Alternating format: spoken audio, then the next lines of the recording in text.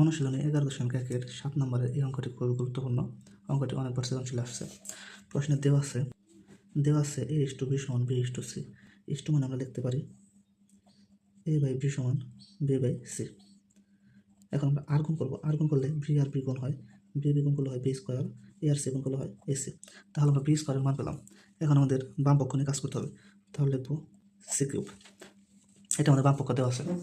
তো এখন আমাদের কাজ হলো a square b square c square এটার সাথে গুণ অবস্থা আছে, তাহলে আমরা এটা গুণ করে দেবো। এটার সাথে এক গুণ করলে হয় a square b square c square by a cube plus A আছে দুইটা, নিচে এ আছে তিনটা, তাহলে কাটাকাটি করলে আমাদের উপরে থাকে শুধু b স্কোয়ার c স্কোয়ার আর নিচে থাকবে শুধু এ প্লাস এখানেও ঠিক আছে নিয়ম, উপরে b দুইটা আছে নিচে তিনটা আছে, তাহলে স্কোয়ার বাই সি সমান।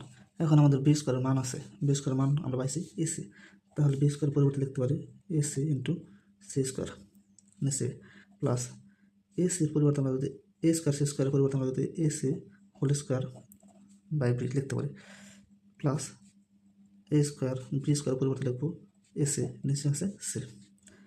এখন আমাদের এ কাটা, তাহলে থাকে সি আর সি স্কোয়ার গুণ করলে সি কিউব প্লাস এটুকুর পরিবর্তে আমরা লিখতে পারি বি স্কোয়ার, তার আবার আছে square by B plus C C কাটা লিখতে পারি এ স্কোয়ার আর এ গুণ করলে কিউব সমান। আমরা সাজিয়ে দেখবো এ কিউব প্লাস এখানে বি আছে চারটে আর নিচে আছে একটা, কাটাকাটি করলে থাকে শুধু B cube plus C cube. তাহলে আমাদের বাম পক্ষ আর ডান পক্ষ মিলে গেছে, তাহলে লিখতে পারি সমান সমান রাইট হ্যান্ড সাইড প্রুফড। আশা করি বুঝতে পারছেন। প্রতিনিয়ত নতুন নতুন ভিডিও হতে আমাদের পেজটি ফলো করুন।